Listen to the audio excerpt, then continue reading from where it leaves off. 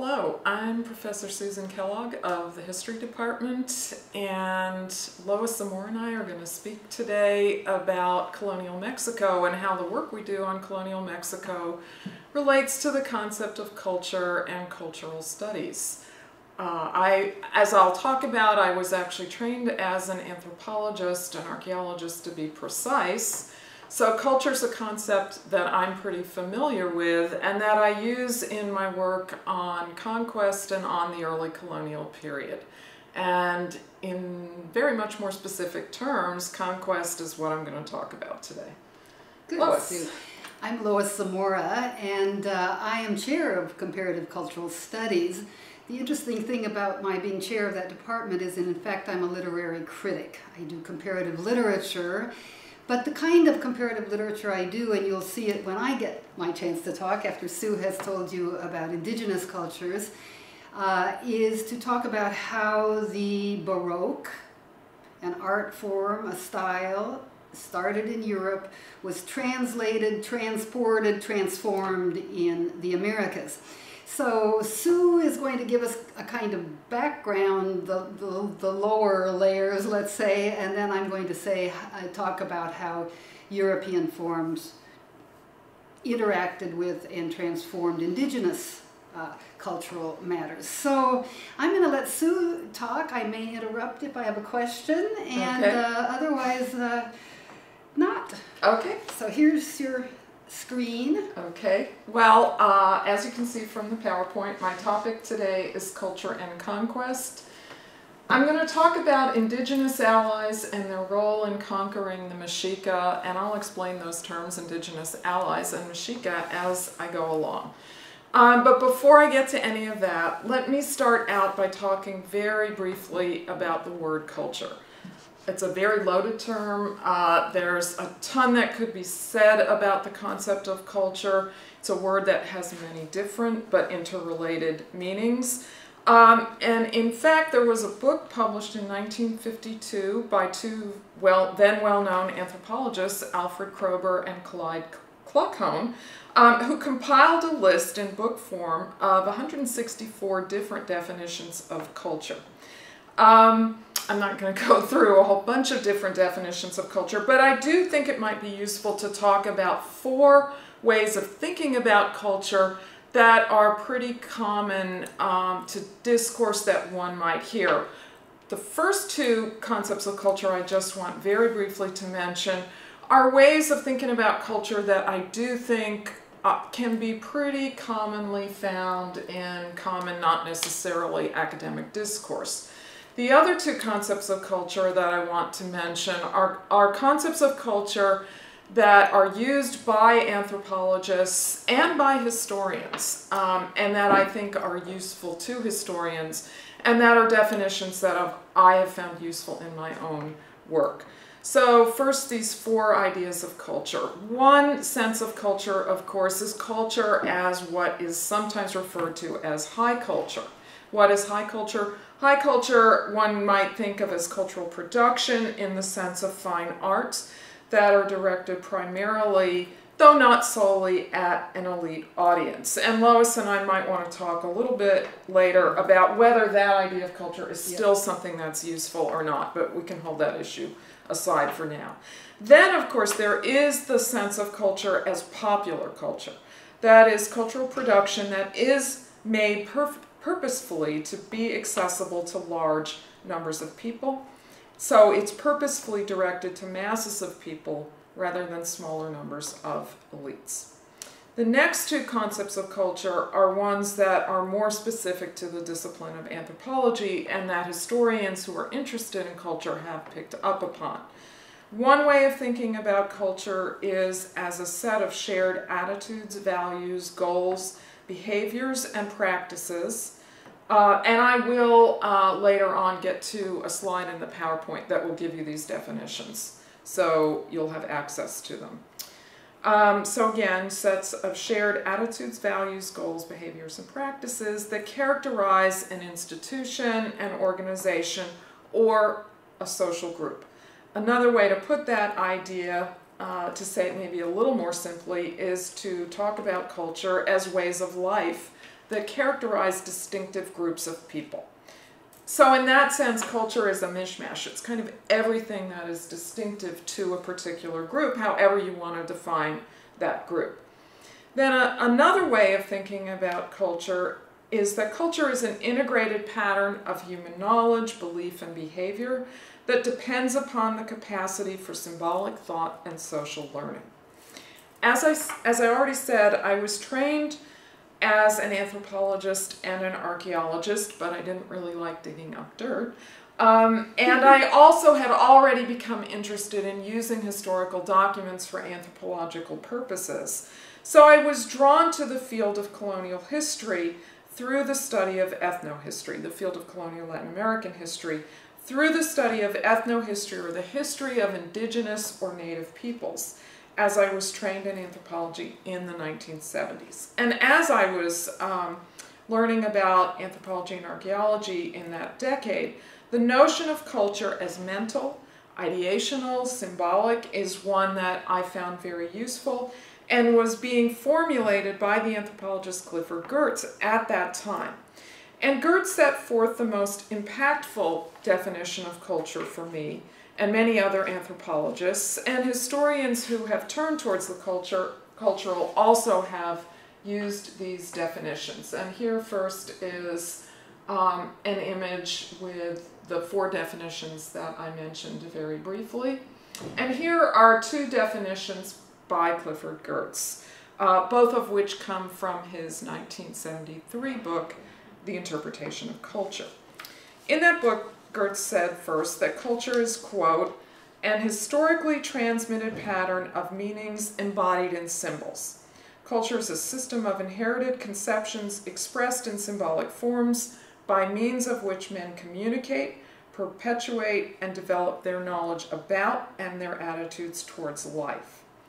In an alternative and probably somewhat more quoted formulation, Geertz says, again, quote, believing with Max Weber that man is an animal suspended in webs of significance he himself has spun, I take culture to be those webs, and the analysis of it to be therefore not an experimental science in search of law, but an interpretive one in search of meaning. It's in that concept of meaning, but sometimes in conjunction with the idea of distinctive ways of life, that I find culture to be a most useful concept for an ethnohistorian trying to think about the meanings and impacts of conquest and colonialism. Conquest, of course, is a huge subject, and the conquest I continue to find of greatest interest is the conquest of the people generally known as the Aztecs, but who are more properly known as the Mexica.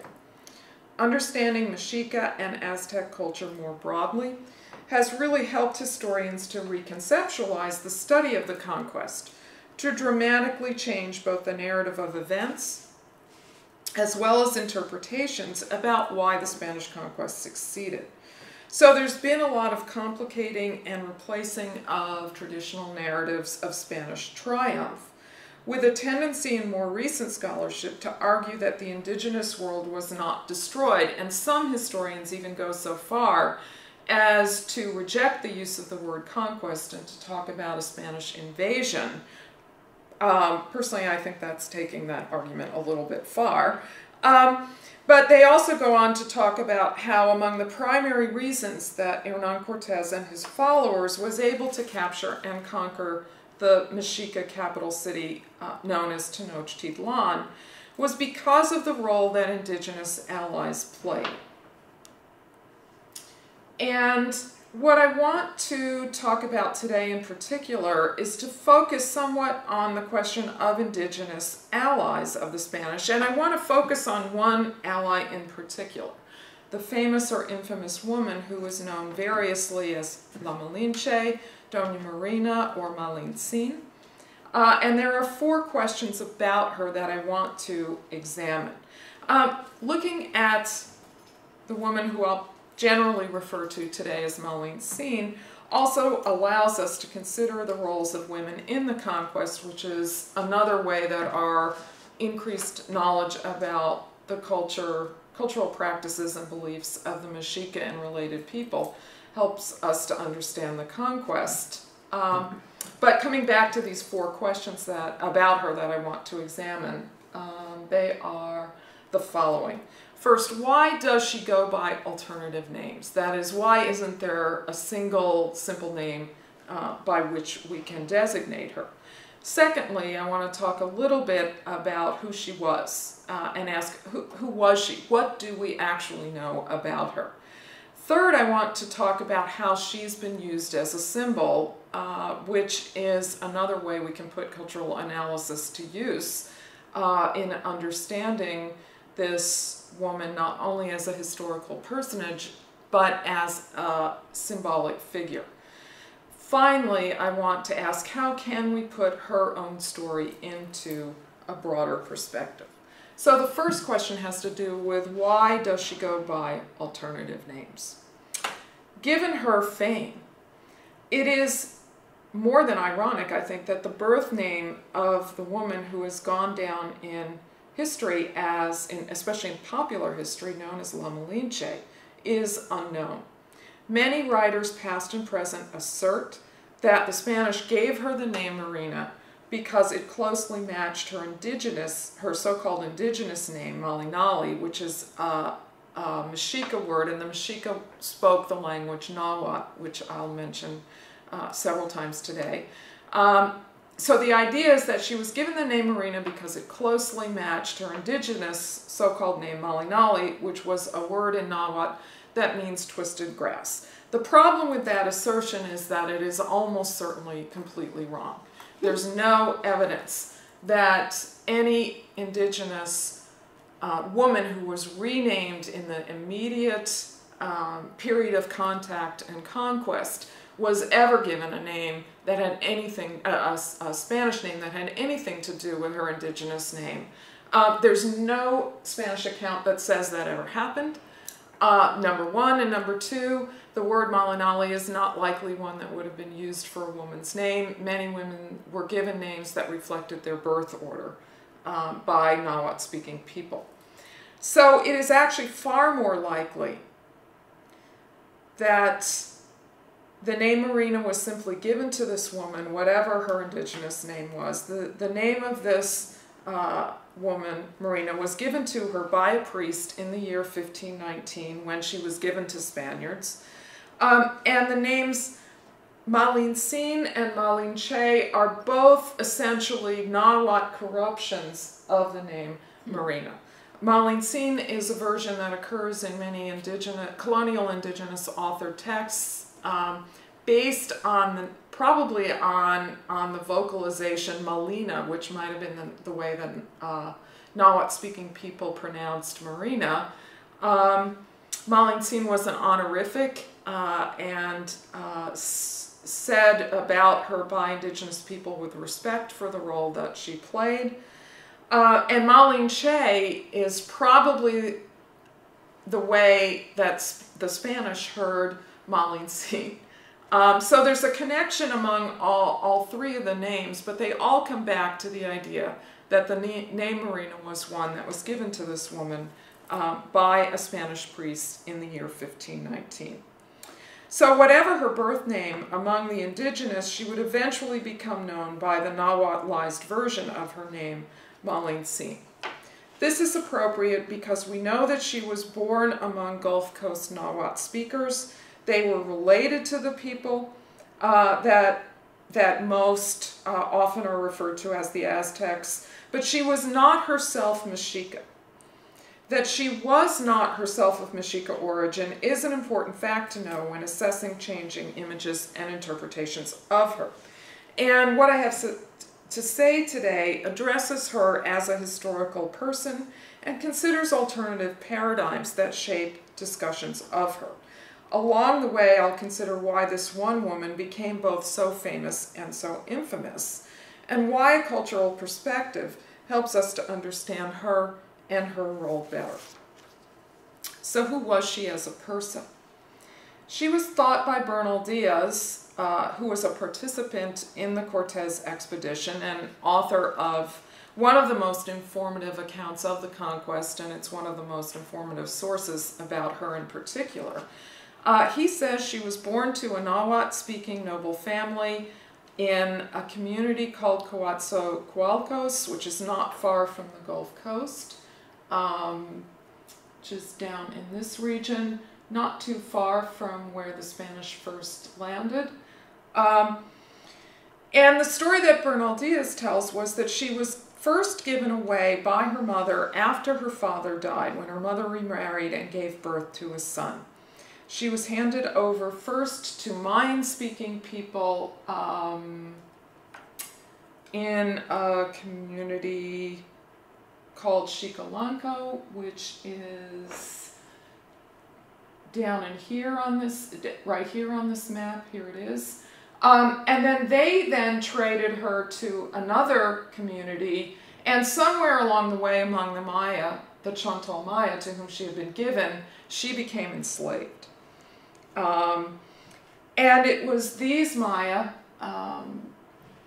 in this community in the community of Puntunchan, down in there, it was those Maya that gave her to the Spanish as one of 20 slave women that they gave to Cortez in 1519. So one of the most important things we know about her right away from this account is that she did speak 2 languages, Nahuatl and Maya. The term Maya actually refers to a cluster of languages, and it's pretty likely that she was familiar with more than one Maya dialect or more than one Maya language. But her early life was thus marked by multilingualism, by loss of family, loss of social status, and geographic displacement.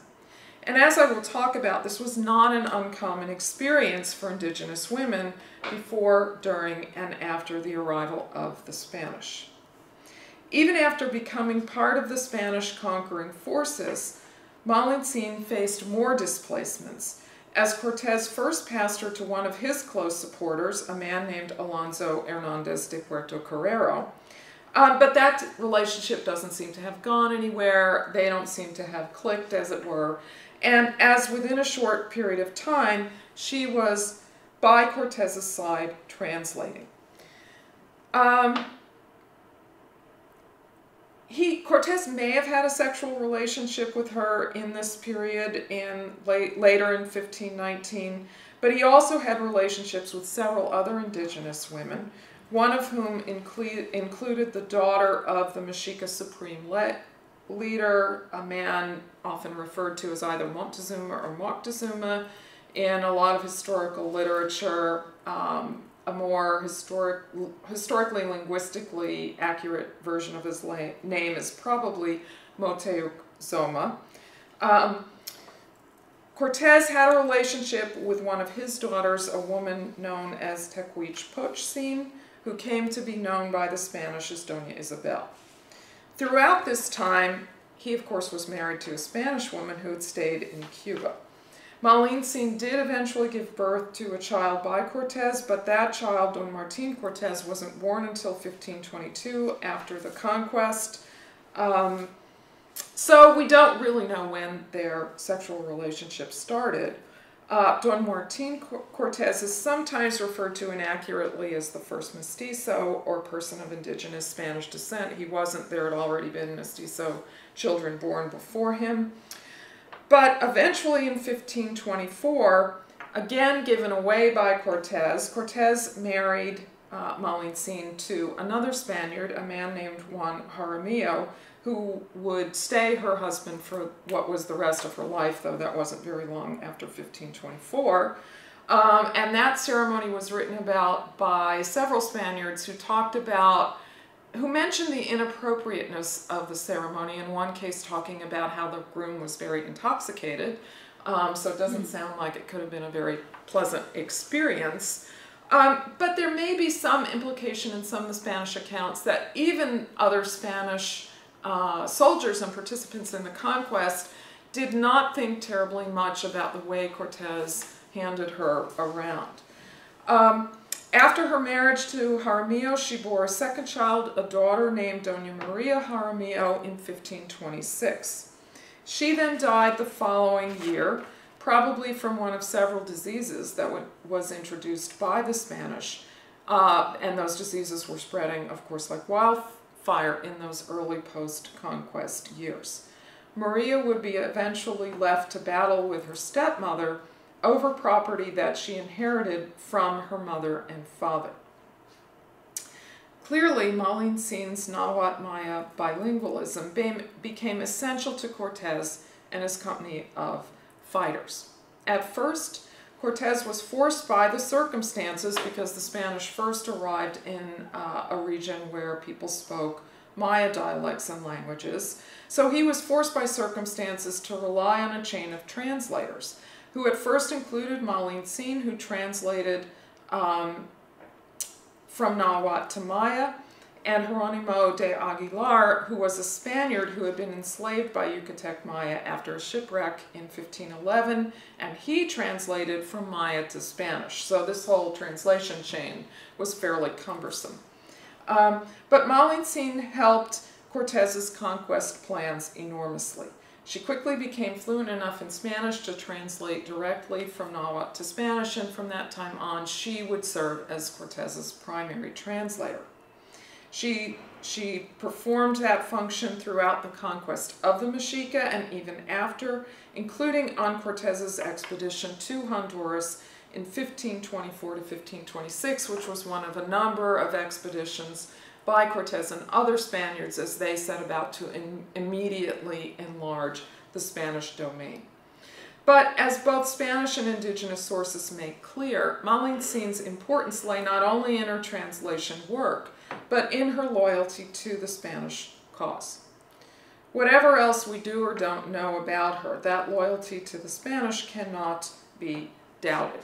While she continually aided them by translating, and that's a picture of Cortés that I'll go back to, but let me just draw your attention first to a couple of images of her translating. Here is a picture of her translating between the Spanish and some Mexica leaders. This comes from a text called the Florentine Codex. I'll talk a little bit more about that. And here's another image from another wonderful text called the Lienzo de Tlaxcala. Here she is again translating, and in both of these images, one of the interesting things we see is here she is in the middle. In both cases, she's in the middle between Spaniards and indigenous leaders, depicted in large size, equivalent to the other images, shown in the middle as this very important intermediary figure. So her importance as a translator cannot be doubted. As I was saying, her loyalty is important as well. And there are two incidents in particular that speak to her loyalty. One of those incidents has to do with her role in the very bloody Spanish massacre which took place in October of 1519 at a site known as Cholula. Malintzín reported to Cortés about plans by the Cholultecan people to aid a Mexica attack on the Spanish, and as a result of that report, Cortés and his men carried out a very bloody massacre in which probably several thousand Cholultecans were killed, at least several hundred of whom were male military and civilian political leaders. And that incident certainly struck fear into the hearts of the people of Cholula. And this idea that she had informed on them on this plot is an event that forms the basis of the modern Mexican popularly held view of her as the very definition of both informer and traitor. Another incident that does also speak to her loyalty to the Spanish is the role she played in the final moments of the last Mexica leader, Cuauhtémoc, who led the Mexica in the period of the conquest when the Mexica actually surrendered. He was the last Mexica supreme ruler, and That incident may even better illustrate in some ways her deep loyalty to the Spanish, because not only was she present at his execution, which occurred on that trip to Honduras when Cortés took Cuauhtémoc and several other important indigenous leaders and executed them supposedly for a plot that they were getting ready to carry out against the Spanish. That execution occurred in 1525. Not only was she present, but she also aided the two Franciscan friars who ministered to him just prior to his death. The drama inherent in these incidents helps explain, I think, in part why she became such an important symbolic figure. And that's the next question I want to talk about. Why has she borne such a heavy symbolic load? Cortés himself actually greatly downplayed her importance in his own account of the Spanish conquest. He hardly mentions her at all. He only mentions her twice in the famous letters that he wrote to the King of Spain. And in one case, he doesn't even mention her by name. He just mentions her as an interpreter. Other Spaniards, however, wrote about her as a real woman who had contributed enormously to the conquest project. This theme, as I mentioned, is especially evident in the writing of Bernal Diaz del Castillo, author of perhaps the most important Spanish eyewitness account, The True History of the Conquest of New Spain, an account that was written after the fact in about 1555. Descriptions and images of Malincine also appear in indigenous author texts. This one from the Florentine Codex, which was a set of accounts in the Nahuatl language put together by a Spanish priest, Fray Bernardino de Sahagún, in the 1550s and 1560s. This image comes from Book 12 of the Florentine Codex. And then we have this image from the Lienzo de Tlaxcala, which was an account put together by early colonial indigenous leaders of Tlaxcala to memorialize their participation in the conquest on the side of Cortés and the Spanish.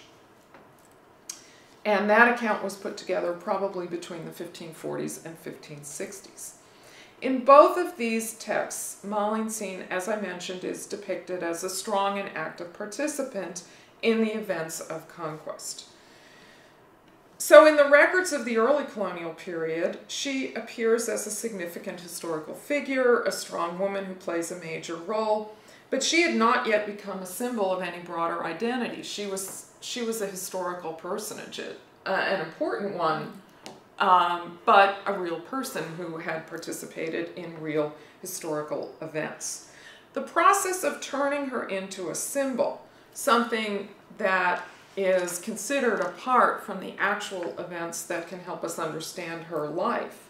The process of turning her into a symbol would not begin until later in the 18th century, as Creole writers, especially Francisco Javier Clavijero, in his book Ancient History of Mexico, he began to transform her into a heroine who had played a crucial role in the exploits of Cortés, as well as in the earliest conversion efforts. And these were key events in the story of the creation of Mexican identity that Clavijero and other historians of his period were telling. Post-independence literary, artistic, and performative representations of the woman, who would increasingly become known in Spanish language literature as Malinche, built on this somewhat romanticized image but became more negative. Sometimes she was cast as a treacherous villain, sometimes as a betrayed victim. But the images of the 19th century especially always emphasized her role as Cortés's lover, thereby drawing attention to her sexuality. In the 20th century, no one did more to reinforce this sexualized image of Malincine than Mexican writer and poet Octavio Paz, for whom La Malinche, as he referred to her, was the original chingada, or violated one, who was for him the mother of the nation, whose citizens he referred to as, quote, los hijos de la chingada. For Paz, La Malinche represents indigenous women, and indigenous women more broadly, fascinated, violated, or seduced by the Spanish. This sexualized image proved persistent because the nation of Mexico, especially after enduring so much political chaos through the 19th and early 20th centuries, needed a kind of scapegoat for 3 centuries of colonial rule, and one was easily found in Doña Marina, who was sexualized as the Indian woman who could not get enough of the white man. But this highly negative representation would later be recuperated and turned into its mirror image by Mexican and Mexican-American writers and feminist scholars, beginning with the Mexican writer Rosario Castellanos, who argued that La Malinche, far from being an over-sexualized betrayer, highly dependent upon Cortés, rather she turned the story around. She reconstructs a representation of her that rejects this narrative of betrayal and victimization, and sees her not as a seduced victim, but as a protagonist in the wars of conquest, and she emphasizes the betrayal of her, not by her, by both her own family as well as by Cortés. This updated image suits a modernized nation in which feminists were creating a movement that promoted an important civic role for women, and which attacked the misogynistic tendency in Mexican popular culture to hypersexualize images of women, not only Malintzin, but she's a very good example. As a symbol, La Malinche also became meaningful to Chicana artists, writers, and scholars, and there's a lot of different writing that I could mention here. I'll just mention one essay by Adelaida del Castillo, who wrote an essay called Malintzin Tenepal, which took up the relevance of La Malinche to Mexican-American women and is very representative of this trend. Similarly to Castellanos, she emphasizes the tragic elements of displacement and loss that shaped Malinche's younger years, and these ideas move her towards a more sympathetic take. Furthermore, she explicitly confronts the betrayal aspect of La Malinche's image by emphasizing her active embrace of Catholicism, treating La Malinche as a religious martyr. She emphasizes this idea of her as a religious martyr who aided in the work of conversion, and talks about how this other, more sexualized image defames her. So why would Mexican-American feminists find La Malinche such a meaningful symbol? These writers seek to recuperate her image as part of what they perceive to be racist and sexist images and ideas about both La Malinche and themselves. Just as they must bridge cultures, so did she. That she gave birth to 2 mestizo children heightens the identification between Mexican-American women and La Malinche that these writers assert. And just as drama, dance, and art expressed and reinforced this earlier villainous and sexualized image of La Malinche, so did later popular cultural renderings treat her as a much more sympathetic figure, as a positive and powerful figure. So how can we put her story, Malintzin's story, in broader perspective, not just as a symbol for literary and cultural analysis? Recent historical scholarship has been more concerned with reconstructing her life in the context of our now much greater knowledge of indigenous cultures and languages in the late post-classic and early colonial period. One point that ethnohistorians have made is that in giving away women such as Malintzin, the Mexica, Aztecs, and Mayas were using a long-held practice by leaders and nobles to donate women to solidify diplomatic arrangements in the constantly shifting geopolitical alliances of the late pre-conquest period. And this practice of giving women in a variety of regions reflected the cultural belief that women could create or reinforce nobility and kingship. Malintzin's multilingualism served her throughout her life as she was translating both Nahuatl and Maya to almost the very end of her life. Because women often served to reinforce diplomatic relations in the complex politics of the late pre-Hispanic period, it's also highly likely that other bi- or multilingual women existed. It's just that through happenstance, this woman was thrust into a particular position for which, linguistically and perhaps by force of personality, she was particularly well suited.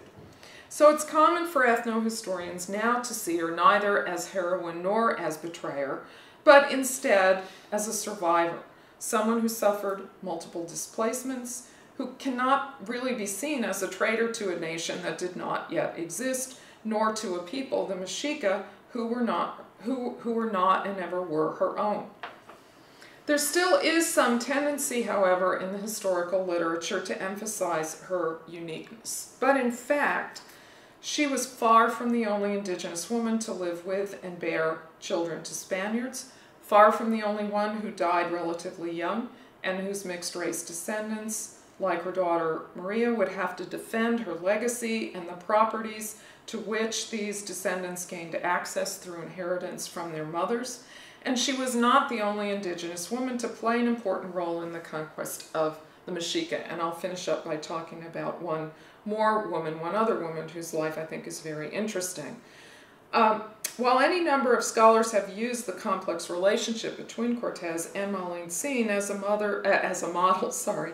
a model of relationships between conquerors and indigenous women, other Spanish conquerors experienced equally, if not more complex, amorous relationships and lives.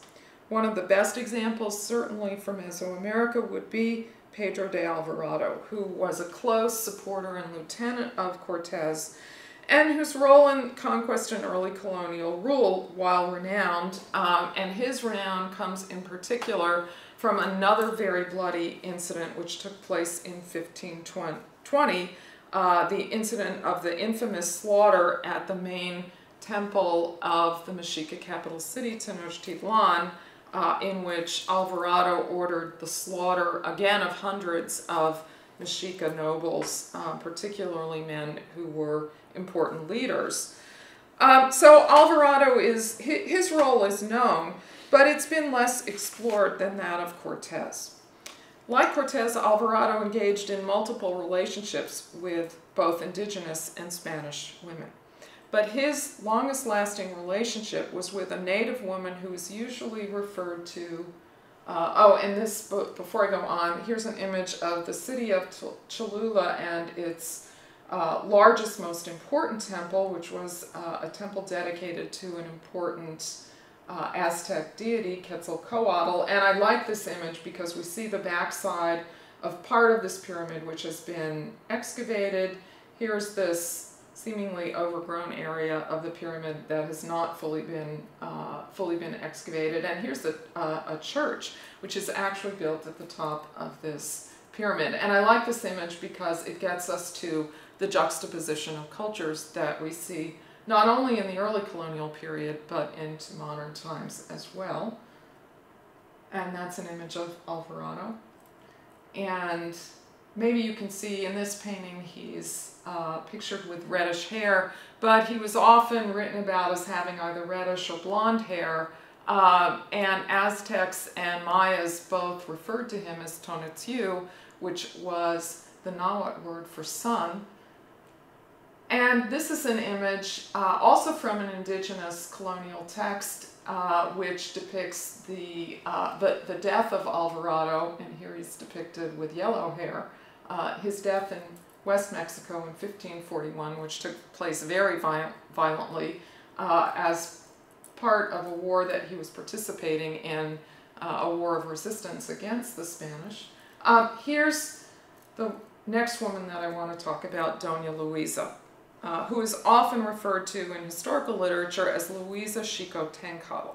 She was the daughter of an important Tlaxcaltecan ruler, or Tlatoani Xicotencatl, and the Tlaxcaltecans were crucial allies to the Spanish in the conquest of the Mexica. And Luisa held a very important place in Alvarado's life. They are sometimes referred to as a married couple. Here's another fact, or factoid, that there's no evidence for, because there's no evidence that the couple ever formally married. But she was the woman with whom he had by far his lengthiest union, and she was the mother of the only child, a daughter, Doña Leonor, who survived long enough to inherit from him.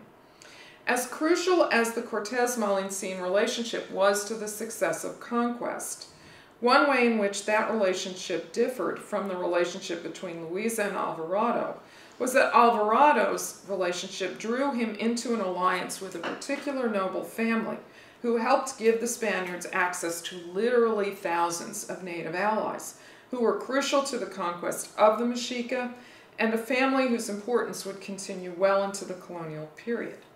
Louisa's life, like Malincine, illustrates the extreme turbulence and change that many native women experienced. Who was she, and how did her life come to intersect with that of Pedro de Alvarado?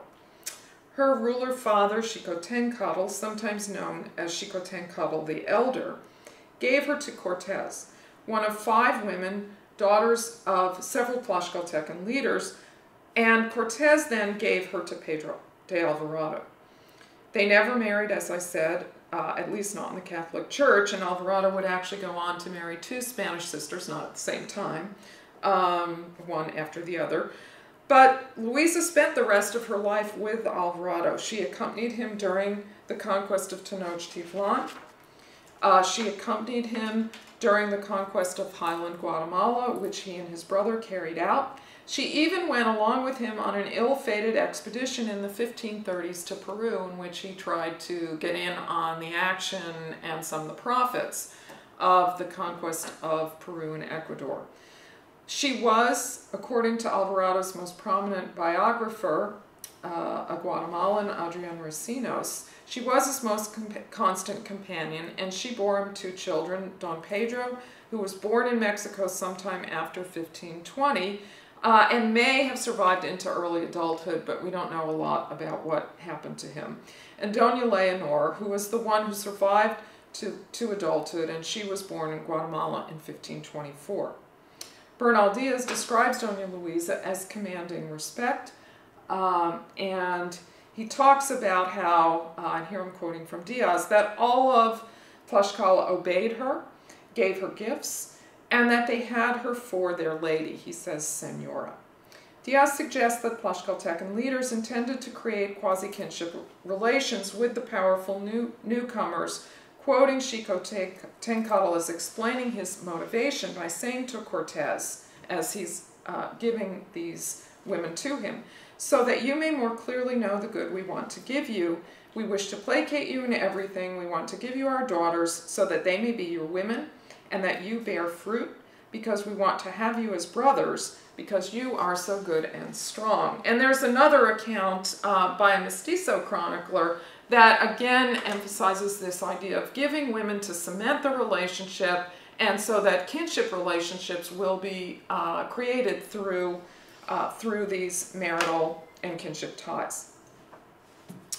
Alvarado's relationship with Louisa mattered to him both strategically and personally, and he seems to have cared for her in a more lasting way than Cortez did for Malincine. She was not passed around among those early Spaniards, and Alvarado was a very crude and cruel man in many ways. But he didn't pass her around among other Spaniards the way Cortez did, and her presence was crucial to maintaining the Spanish-Tlaxcaltecan alliance. For example, after the Spaniards were forced to retreat from Tenochtitlan to Tlaxcala after that horrible slaughter at the temple that Alvarado had carried out, Cortez was housed in the palace of one of Tlaxcala's leaders, but Alvarado was housed in the palace of Xicotencatl, Luisa's father. As I noted, she traveled extensively with Alvarado, and when she died, he honored her by ordering that her remains be buried in the Cathedral of Guatemala. So when looked at in the light of what we can learn about other indigenous women who were part of the events of conquest, Louisa being one example, Malincine being another, their lives become part of a pattern of relations between Native women and Spanish men, in which relations varied from brief and often coercive to informal, with greater or lesser amounts of time and affection involved, to marital, as eventually Spaniards would begin to see the wisdom of formally marrying indigenous women, especially elite women, who could bring property and significant kinship connections to these marriages. Like Louisa and other Native women, Malincine showed a capacity to endure and adjust to the changing circumstances in which both of them and other indigenous women found themselves. Because of Malincín's connection to Cortés as both translator and sexual partner during a conquest that would be part of the European reshaping of the early modern world, she became an important historical figure who has proven to be a viable symbol for both misogynists and feminists. A more culturally and historically grounded examination of her life, as I've tried to do, shows her to be one of several indigenous women who were important to Conquest, and these reasons are rooted in the cultural beliefs and practices of late pre-Hispanic native societies, as well as in the practicalities and practices of Conquest. So just to finish up, I think a cultural perspective can tell us a lot about how Conquest actually happened, and what I've had to say, I think, suggests how useful a cultural perspective can be for historical analysis. Very interesting, Sue. I do have a couple of comments and questions, if I may, and then sure. I'll get on to my own. Okay, sure. I didn't quite get through the PowerPoint. Excuse me, go right ahead. Let me just finish that up real quickly. Look over your shoulder. So here's an image from the, here's Malincín translating, but this probably is Doña Luisa. This is from the Lienzo de Tlaxcala, and this is an edition that was produced in Mexico in the late 19th century, which is actually a redrawing of the original text, but it gives us a very good idea of what the images look like. And here is an image that may be a little bit hard to see. This is probably an earlier version of at least the beginning of the lienzo. There's four. The lienzo is this huge sort of painted cloth in which there are 80-some images. This image was drawn on paper. It's probably from an earlier version, perhaps produced in the 1530s or 1540s.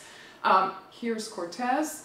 Here's Xicotencatl, here's Malincín translating, and this is Doña Luisa because there's some text in here that states that who is depicted.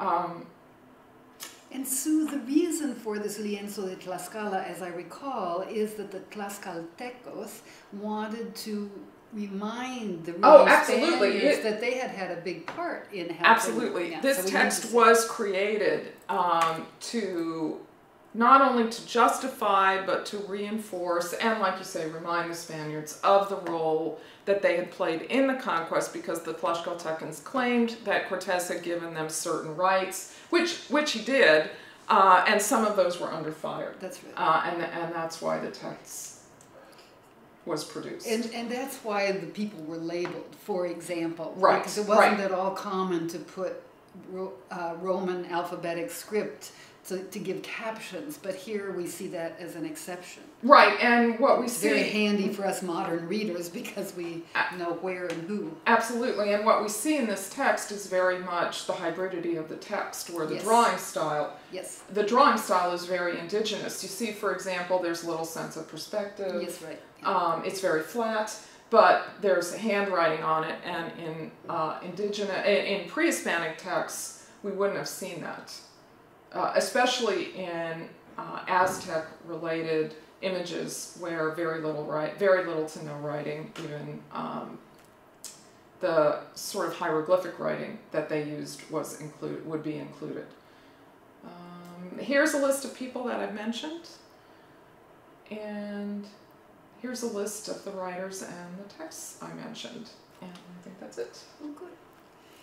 But what I was thinking as I was listening to your very interesting talk is how lucky both you and I are that we work in Latin America, and particularly in colonial, although you pointed I do earlier, I do contemporary literature too. But what you have just described, I think, check me if I'm wrong, is probably the first instance of planetary globalization. Yes. This is a phrase from Serge Gusinski. But of course, Marco Polo had checked out China 2 centuries earlier.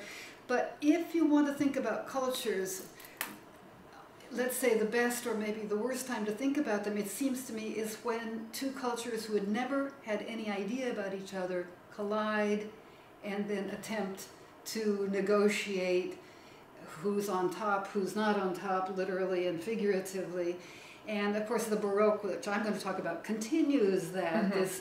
So when you were talking about, is it a conquest or was it an invasion, my mind went to a number of other terms that are used. Encounter, collision, would certainly be not used generally, but this was a collision of cultures where it seems to me fairly clear, though maybe it's possible to argue otherwise, that indigenous cultures came out the losers, that the Europeans, it's hard, we have a deeply mixed culture now, and transculturation is something I'll talk about, but what do you think about this moment, and in Latin America and in colonial, 300 years of colonial status would be a kind of perfect lab for thinking about cultures and how cultures work to preserve, to modify, to, let's say, to get along. For example, it's perfect, the Lienzo de Tlaxcala shows, the indigenous people showing the Spaniards how helpful they were. Very interesting way to get along with the rulers.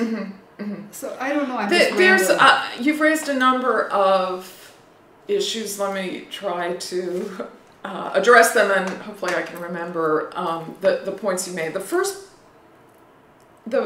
issue you raised is globalization.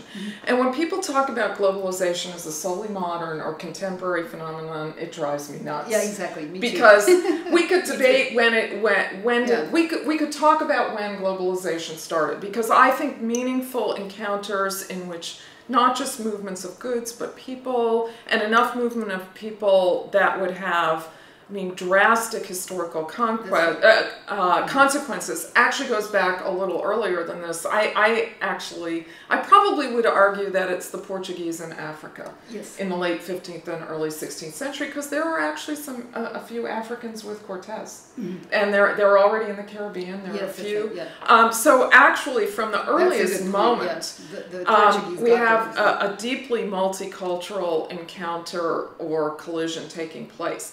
Now, in relation to this issue of terminology, this is very fraught, and I think for historians studying the colonial period, it is pretty common for us to talk about encounter or collision to refer to the very earliest interactions, but conquest refers to something pretty specific, and that is this military. First years, This military struggle in which at the end of it, there is a different ruler to whom people in Mesoamerica must give tribute, and who are ruled or subjugated by that ruler in certain ways that have some similarities with the way they were subjugated in the late pre-Hispanic period, but are different in other ways as well.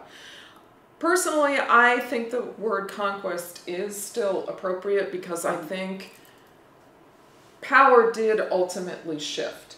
At the same time, the conquest did not bring an end to indigenous culture. It did not bring an end to indigenous cultural creativity.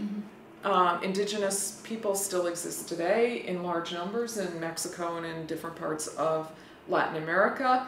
Conquest carried many, I think, negative consequences for indigenous people, and this is an issue that's debated among ethnohistorians writing about this, because there is a certain tendency in some of the literature now to downplay the import of conquest.